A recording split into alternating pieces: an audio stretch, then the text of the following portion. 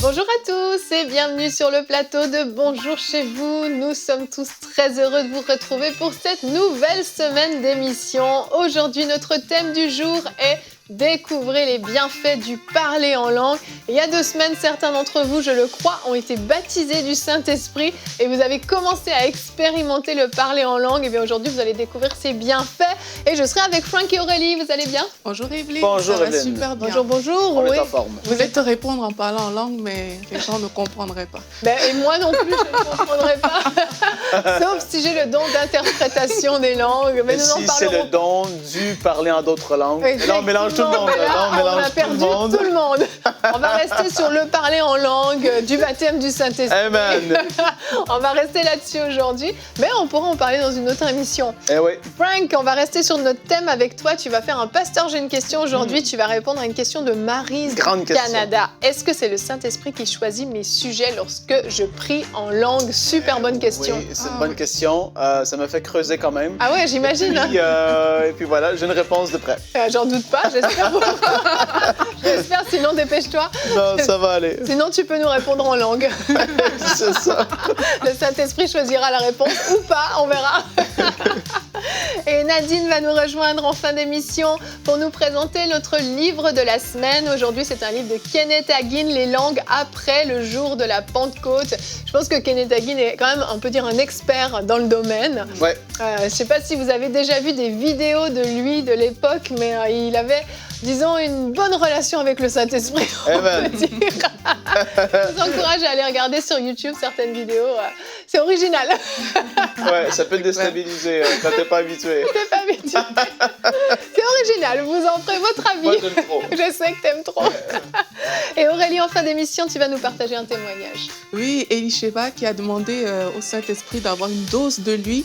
Et on va voir ce que cette dose a produit dans sa vie. Ah, génial, génial. Et Aurélie, on reste avec toi pour la pensée du jour.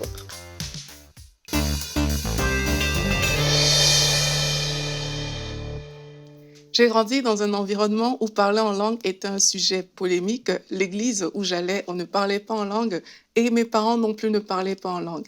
Et pour couronner le tout, il y avait une église en face de chez moi où on parlait en langue, mais avec mes yeux de l'époque, leur attitude ne me donnait pas du tout envie de parler en langue.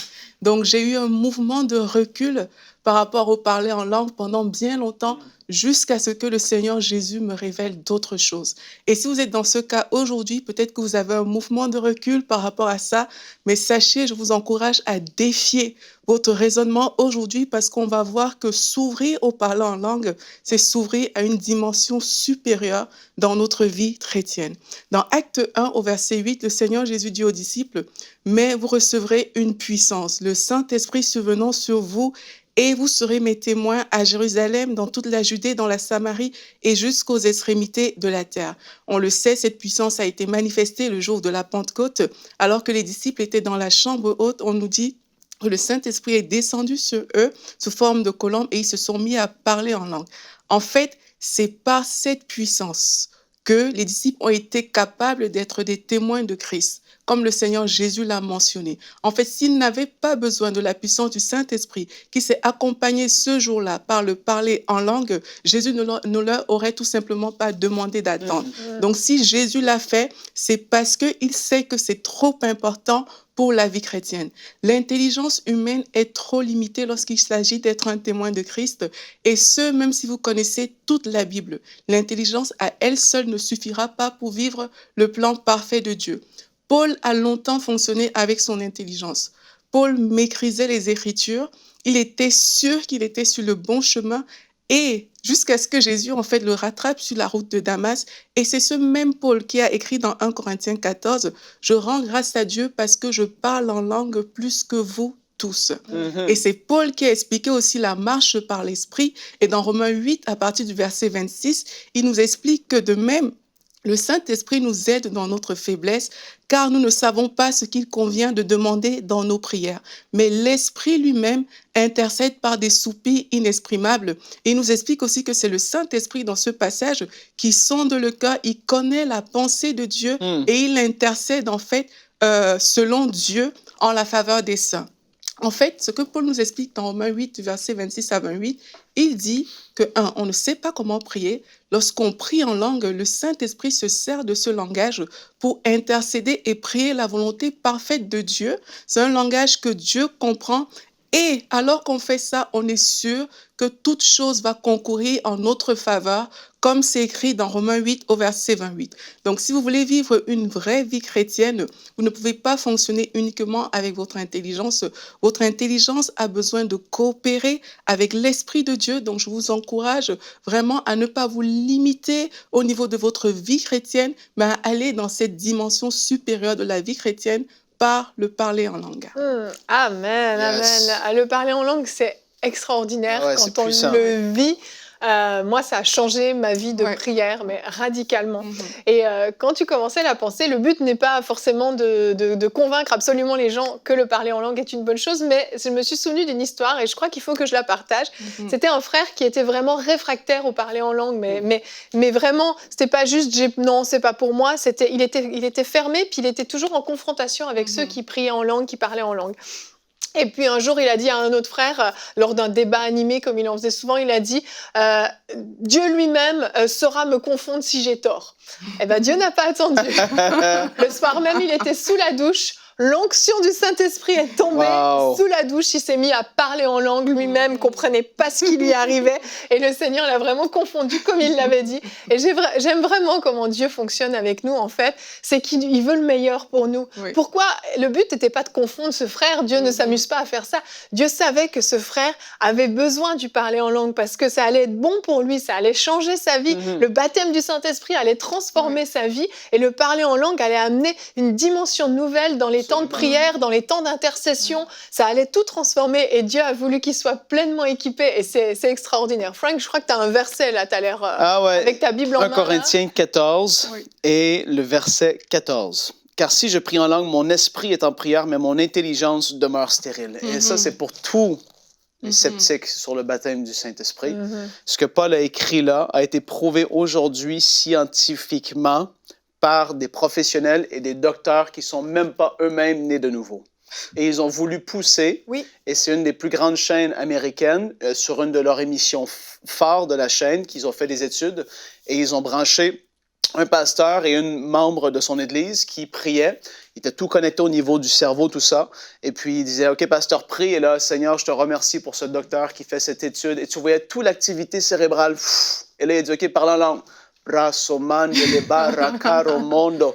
Et là, même le docteur il a dit, je peux rien dire d'autre que ce qu'ils disent, c'est la vérité. Parce que et il voyait que la partie responsable du langage, en fait, ne travaillait pas du tout. C'était complètement arrêté. Le médecin disait, mais si je dis avec des mots comme un enfant, gougou, gaga, ça va être en action. Mais là, le parler en langue faisait tout taire, en fait. C'est fort. Et scientifiquement, c'est prouvé. Et si on n'a pas besoin, c'est par la foi qu'on le fait premièrement, mais pour les gens, c'est la réalité. Mais dans Jude, le verset 20, ça c'est tellement fort. Jude, verset 20, la parole dit, pour vous, bien-aimés, vous édifiant vous-même sur votre très sainte foi en priant par le Saint-Esprit. Et ce mot-là, édifiant, vous édifiant, ça parle de bâtir dessus, finir la structure par laquelle la fondation a déjà été posée, donner un accroissement constant. Wow! Ça parle de tout ça, en fait. Et on est le temple du Saint-Esprit, c'est ça qui est drôle. Et ici, ça nous parle de se construire, d'accomplir, de finir la construction en priant par le Saint-Esprit. En fait, on se bâtit spirituellement, émotionnellement, physiquement, par le parler en langue. Il y a des choses qui sont dites qu'on ne comprend pas, et on va le voir dans Pasteur, j'ai une question, mais qui nous bâtit. Et c'est tellement puissant. Amen. Et Aurélie, tu as d'autres bienfaits que tu veux partager avec les téléspectateurs. Oui. En fait, Frank vient de citer plusieurs de ses bienfaits. Donc, je vais juste rajouter de ce que Frank a dit, que le parler en langue nous permet d'annoncer des mystères cachés. Dès que tu parles en langue, parfois tu vas prier, tu vas parler en langue, tu vas parler en langue. Et il y a des révélations sur des situations précises comme ça que le Seigneur va te dire. Tu peux être malade, comme ça tu parles en langue, tu parles en langue. Et puis tu entends dans ton esprit, cette maladie n'est pas pour la mort. Mais tu as une révélation de ce verset que tu n'avais jamais eu en fait. Parce que pendant que tu parlais, ton esprit a été édifié et là, le Saint-Esprit t'a donné une révélation claire. Et ça, c'est vraiment un bienfait que moi, je trouve tellement important. Dès qu'il y a des situations qui se présentent parfois dans la vie, on veut vite prier, on veut vite parler avec notre intelligence, mais parfois, il suffit juste de s'arrêter. Commencer à parler en langue, comme on a vu dans la pensée. Le Saint-Esprit va prier des choses précises. Et il y a des pensées comme ça qui vont venir, qui viennent du Saint-Esprit. Et avec cette pensée, la différence sera faite complètement. Le parler en langue nous permet aussi de rendre d'excellentes actions de grâce au Seigneur. Nous savons que la Bible dit: faites par l'Esprit toutes sortes de prières avec des actions de grâce. Mais prier en langue nous permet de le faire. On peut lire dans 1 Corinthiens 14, Frank a commencé du verset 16 au 17, on rend d'excellentes actions de grâce alors qu'on parle en langue, parce que c'est le langage que le Saint-Esprit utilise. Ça nous permet également de glorifier le Seigneur. Dans Acte 10, au verset 46, la Bible dit qu'alors que les disciples étaient en train de prier et tout, et puis ils ont commencé aussi à glorifier le Seigneur, tout ça vraiment, le parler en langue nous permet de le faire. Et ça nous permet d'édifier notre foi, comme Frank a dit, et de pouvoir prier en faisant autre chose. On peut être au travail. Ça nous permet de prier à tout moment, en fait. Vraiment. On peut être au travail en train de faire quelque chose, mais ton esprit est là. Il est juste en train de parler. Mais c'est ça, parce qu'en fait, comme tu le disais, ça n'utilise pas notre concentration. Quand on prie en langue, on n'a aucune réflexion à faire. On peut être concentré à faire autre chose tout en étant en train de prier en langue. C'est assez fou, hein, mais c'est que... Tu n'inventes pas les mots. Non, ça s'impose à toi, en fait. C'est pas toi qui décides les sons qui vont sortir, etc. Et quand tu te réveilles le matin, tu pars au travail, tu as peut-être eu une mauvaise nuit, tu as peut-être une journée difficile qui t'attend, puis tu es abattu. Et là, dans ta voiture ou sur les transports, peu importe, tu commences à prier en langue. Et là, tu sens, il y a comme une énergie qui vient, qui te remplit. Et d'ailleurs, les scientifiques ont aussi vu que ça générait l'hormone du bien-être quand on prie en langue. Oui, je voulais même dire que parfois, tu pries en langue comme ça et tu es rempli d'une joie. Toutes les personnes qui sont dans la dépression, des choses comme ça, devraient prier en langue souvent. Oui. Parce qu'il y a la joie du Saint-Esprit, tu pries en langue qui vient se déverser sur toi et tu commences à rire, tu es heureux et tes soucis te quittent. Donc, si vous êtes dans l'inquiétude, dans la dépression, priez en langue et puis vous serez visité par le Saint-Esprit. Ouais, amen. J'aime trop le principe de prier des choses concernant le futur qui sont inconnues à nous intellectuellement. Et en fait, c'est ça quand tu parles dans Romains 8, je vais retourner là-dedans aussi, Aurélie, qu'est-ce que tu as dit? Parce que la parole dit, mais l'Esprit lui-même intercède par des soupirs inexprimables, et celui qui sonde les cœurs connaît quelle est la pensée de l'Esprit, parce que c'est selon Dieu qu'il intercède en faveur des saints.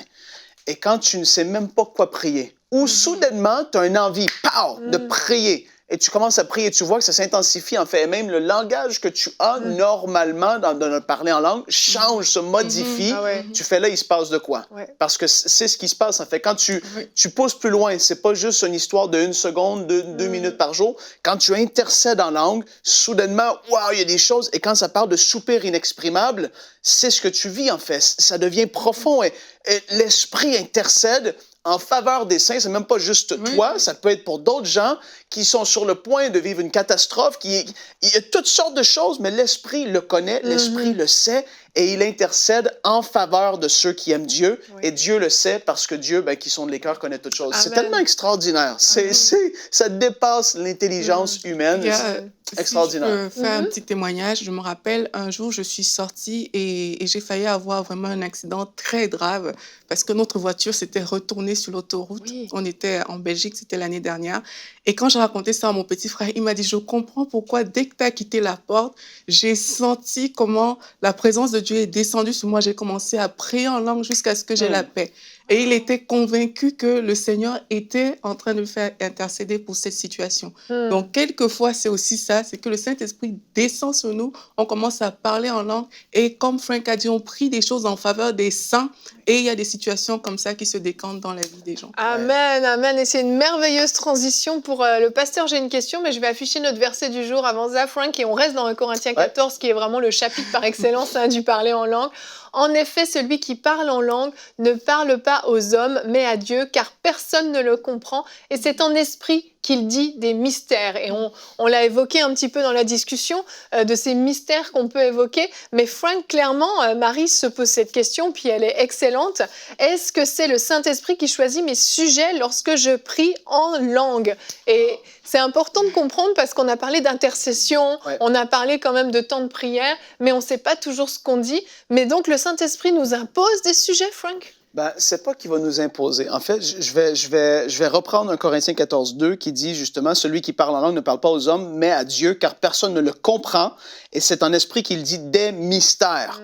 Donc là, on voit ici que c'est des mystères. C'est comme, je veux pas dériver, mais c'est comme le don des langues d'un Corinthiens 12, c'est autre chose. Mais la parole dit qu'on peut interpréter les langues qui peuvent être données. Et c'est pas une traduction, c'est une interprétation. C'est-à-dire qu'on peut pas, mot pour mot, savoir ce que l'Esprit de Dieu dit. On peut interpréter ou on peut comprendre, avoir une pensée de où est-ce que l'Esprit s'en va, mais ça va être difficile d'aller mot pour mot. Et puis, pour le fait de choisir nos sujets, moi, c'est comme ça que je commence mes temps de prière. Normalement, je vais commencer à prier en langue.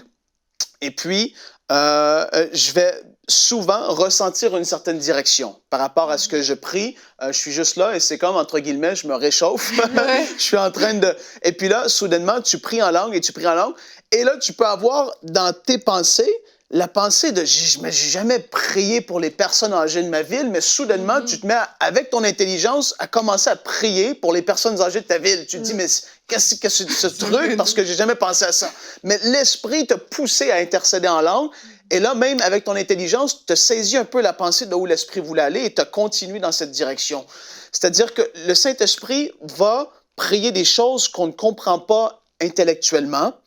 Parfois, on ne sait pas quoi prier et la prière en langue, c'est parfait parce que justement, souvent, on arrive au bout de nos mots, Maryse, quand on prie avec notre intelligence, on a dit « Merci Seigneur pour mon mari, ma femme, mon Église, Alléluia ». Et là, on se dit « Mais qu'est-ce que je vais prier ce soir? » Et là, tu commences à prier en langue.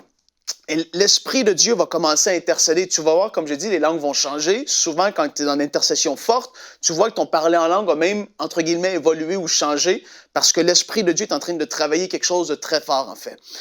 Pour ce qui est de choisir les sujets de prière, tu ne vas pas dire « Je vais prier pour mon oncle aujourd'hui ». Mando bra seka roma layate. C'est pas comme ça, en fait. Ouais. C'est pas, il faut nuancer la chose. C'est l'inverse, en fait. Exactement. L'Esprit de Dieu va nous pousser à prier en langue et soudainement, on va saisir que, wow, je suis dans cette dimension-là d'intercession. En fait, là, tu peux continuer avec ton langage naturel, mais c'est l'Esprit de Dieu qui va conduire dans une direction.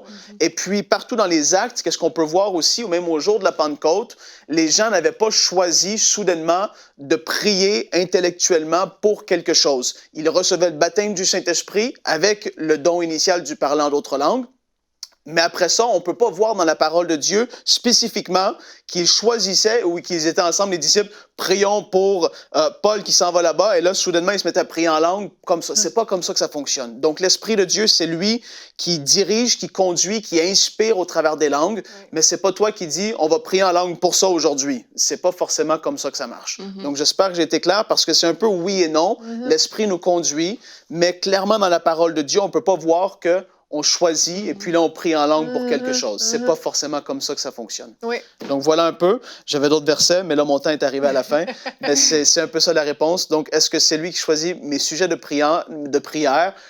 Oui, il va nous diriger dans une direction, mais c'est pas nous qui allons dire. Ou aussi, je vais terminer rapidement en disant, si tu commences à prier pour ton oncle ou ta tante ou peu importe qui et tu dis « Seigneur, je te remercie pour lui, je te prie de le bénir, je te remercie parce que tu fais de lui un homme et une femme de Dieu extraordinaire. » Et là, tu commences et tu pries et là, soudainement, tu vas sentir que l'Esprit va te pousser, si on veut le dire comme ça, à prier en langue. Là, ça peut certainement aller dans cette direction-là. Mais tu ne pourras pas savoir exactement ce qui est dit, ce que l'Esprit est en train de faire naître au travers de ta prière en langue, ce que Dieu va recevoir. Ça, on ne peut pas le savoir non plus parce que c'est des mystères qu'on prie Et puis après ça, ben, c'est Dieu qui va agir au travers de ce qu'on va avoir prié. Donc voilà un peu comment que ça se passe. Ça me fait penser à une chose qui m'est arrivée une fois rapidement, qui illustre bien ce que tu disais.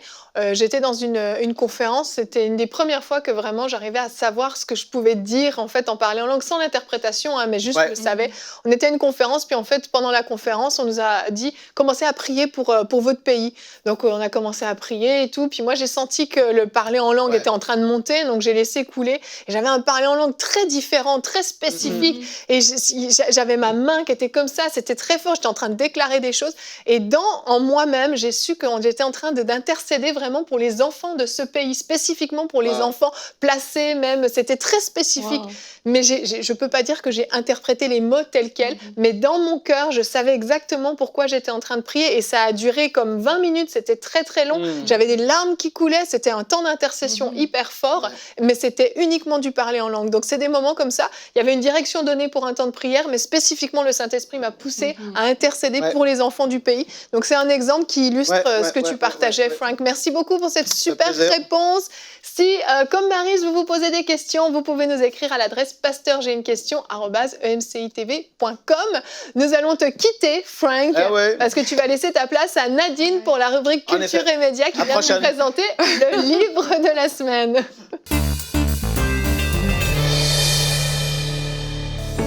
Découvrez le livre de la semaine.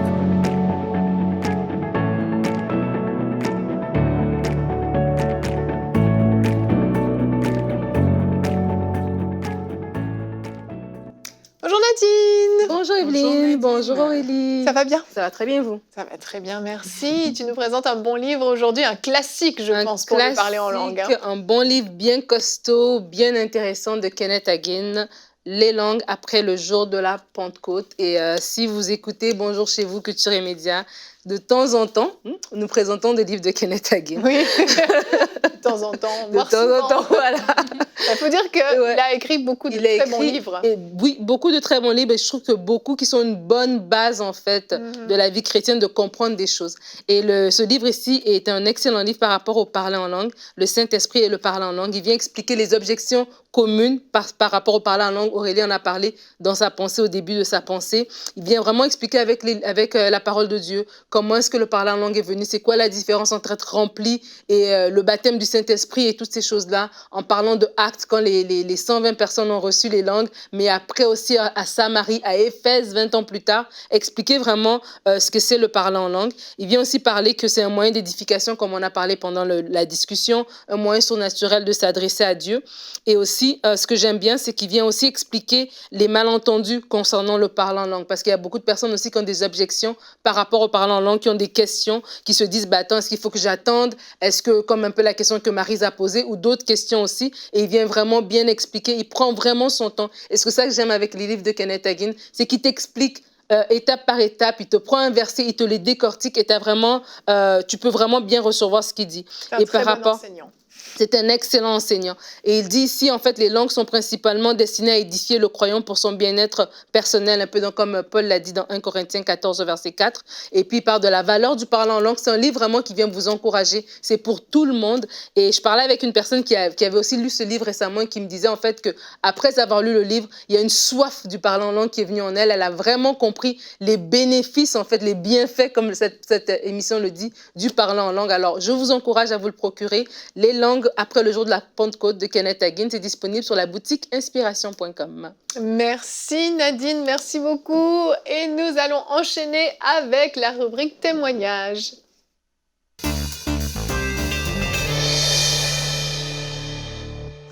Donc, c'est l'histoire d'Elisheva. C'est une Ivoirienne qui vit aux États-Unis. Elle nous a fait une vidéo qu'on peut regarder tout de suite. Coucou, je m'appelle Elisheva, je viens de Côte d'Ivoire et j'aimerais vous faire part du témoignage suivant. Je regardais l'émission Prière inspirée et en particulier c'était le thème de la prière en langue et le baptême du Saint-Esprit avec Audrey Mack. Et j'étais au dernier épisode, vers la fin, Audrey avait dit qu'elle allait prier pour les spectateurs pour qu'ils soient baptisés du Saint-Esprit. Alors ça faisait plusieurs années longtemps que j'étais déjà baptisée du Saint-Esprit, que je prie en langue régulièrement. Mais à ce moment-là, j'ai dit au Saint-Esprit que je sais que je suis déjà baptisée, mais j'en prendrais volontiers une nouvelle dose de ton esprit. Alors Audrey a prié et après ça, Jérémie et elle ont commencé à prier en langue et je me suis joint à eux. Et 1 minute plus tard, c'est comme s'il y avait une bulle remplie de la joie du Saint-Esprit qui a éclaté sur moi.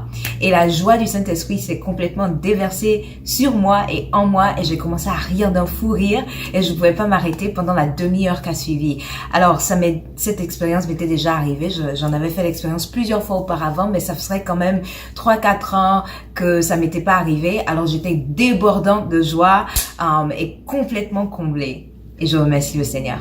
Merci. Yeah, la joie du Saint-Esprit. Oui, c'est cette dose qu'elle a reçue de Dieu. Et en fait, la série qu'elle a écoutée, Prière inspirée, c'est une série que je recommande vraiment à toutes les personnes qui veulent parler en langue. C'est Jérémie et Audrey Mack qui l'ont fait, Jérémie Saugril. La prière en langue et le baptême du Saint-Esprit. Cette série-là s'intitule... c'est à ce nom-là. Et en fait, là, il nous a juste raconté la deuxième partie de son témoignage parce que juste avant, là, elle a parlé de ce qui s'est passé à l'épisode 5, mais elle nous dit que alors qu'elle écoutait l'épisode 4, elle était dans sa voiture en train d'écouter Prière inspirée, donc c'est possible de le faire aussi dans la voiture. Elle dit, alors que j'étais à 5 minutes de la maison, j'ai été puissamment convaincue d'avoir ignoré les signaux du Saint-Esprit ou reporté ou retardé mon obéissance et j'ai commencé à pleurer à chaudes larmes. Donc le travail du Saint-Esprit était déjà en elle en fait. Et c'est ce travail-là qui s'est fait. Elle dit, elle ressentait une douleur dans son être intérieur. Elle s'est repentie et arrivée à la maison, elle a commencé à prier en langue. Plus je priais en langue, plus je ressentais une diminution de la douleur que je ressentais à l'intérieur. Et à la fin, je me suis sentie pardonnée, légère, libre, comme s'il y avait un gros fardeau qui avait été relâché. Wow. Donc ça, c'est ce qui s'est passé avant même qu'elle ne suive la 5e émission où elle a demandé au Saint-Esprit une nouvelle dose. Donc oui, comme je disais en tout début, il y a peut-être des fardeaux dans les cœurs, il y a peut-être des choses, même des gens qui ont des difficultés à pardonner certaines personnes qui gardent des choses dans leur cœur. Vraiment, prier en langue, ça libère. Et c'est ce que j'encourage toute personne à faire. Je bénis Elisheva pour son témoignage. Yes, merci beaucoup Elisheva. Si vous aussi, vous avez des témoignages à nous partager en lien avec la chaîne EMCI TV, vous pouvez nous écrire. Allez simplement remplir le formulaire qui est sur emcitv.com/témoignage. Et on se fera un plaisir de pouvoir, Aurélie se fera un plaisir de pouvoir partager votre témoignage lors d'une prochaine émission. En tout cas, le témoignage d'Elisheva, moi, me donne envie de demander aussi une nouvelle dose du Saint-Esprit. Et oui, le baptême du Saint-Esprit n'est pas l'aboutissement, c'est vraiment au contraire le début d'une relation, d'une intimité avec le Saint-Esprit. Et le Saint-Esprit peut revenir nous visiter, peut revenir vraiment nous toucher dans les profondeurs de notre être. Il y a tout un travail qui peut être fait encore en nous, mais je veux vous encourager à utiliser ce don extraordinaire qu'est le parler en langue, que vous avez reçu certainement, je le crois. Et si vous ne l'avez pas reçu, il y a plusieurs émissions sur AMCI TV où vous pouvez être baptisé du Saint-Esprit. On prie pour vous et même l'émission il y a 2 semaines, on avait prié pour vous pour que vous soyez baptisés du Saint-Esprit. Vous pouvez aller la retrouver ou toutes nos émissions, vous pouvez les retrouver en replay sur emcitv.com. Vraiment, je vous invite à ne pas vous priver de ce don extraordinaire du parler en langue et à l'utiliser au maximum parce que ce que vous allez vivre va transformer votre vie, va transformer votre être intérieur. Vous allez vraiment vivre une restauration intérieure même alors que vous priez en langue. Je crois vraiment que certains, vous allez vivre des choses très très fortes au niveau du pardon également. Il y a des choses que vous n'arrivez pas à pardonner alors que vous allez prier en langue, vous allez sentir de l'amour dans votre cœur jaillir pour la personne que vous devez pardonner. Vraiment, ne méprisez pas ce don extraordinaire. Merci à vous mesdames, on se retrouve demain. Notre thème sera la guérison, c'est l'idée de Dieu. Nous aurons un invité avec nous qui est déjà venu sur ce plateau, c'est Olivier Waro que vous connaissez certainement bien. Il va venir nous partager son cœur pour la guérison divine et surtout le cœur de Dieu pour la guérison divine. Donc on se retrouve demain. Merci à vous tous de nous avoir suivis et bonjour chez vous.